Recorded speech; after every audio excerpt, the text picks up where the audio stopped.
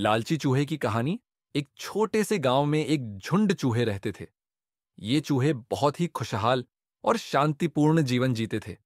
वे खेतों से खाने की चीजें इकट्ठा करते थे और अच्छे से रहते थे। उनमें से एक चूहा बहुत ही लालची था। उसका नाम चूहू था। चूहू हमेशा ज्यादा से ज्यादा खाने की कोशिश करता और सोचता कि अगर उसे और ज्यादा खाना मिल जाए तो वह कितना खुश रहेगा। एक दिन चूहू जंगल में घूमते घूमते एक बड़े खेत में पहुंचा। खेत में बहुत सारी फसलें उगी हुई थीं और उनमें से सबसे ज्यादा आकर्षक और स्वादिष्ट चीज थी स्वीट कॉर्न। चूहू ने देखा कि किसी ने उस खेत में पहले से ही बहुत सारे अनाज इकट्ठा कर रखे थे, लेकिन चूहू को लग रहा था कि अगर वह थोड़ा और इकट्ठा कर ले तो उसे पूरी जिंदगी के लिए खाने का खजाना मिल जाएगा। चूहू ने बिना सोचे समझे अपनी सारी ताकत झोंक दी और कॉर्न के ढेर में खुद को और गहरे छिपा लिया। वह खाने में इतना मग्न हो गया कि उसे अपनी स्थिति का भी ध्यान नहीं रहा। धीरे धीरे एक बड़ा तूफान आया और खेत में हलचल मच गई।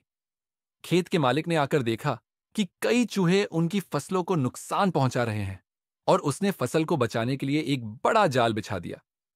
चूहू पूरी तरह से खाने में डूबा था और जाल के बारे में उसे कोई ख्याल नहीं आया।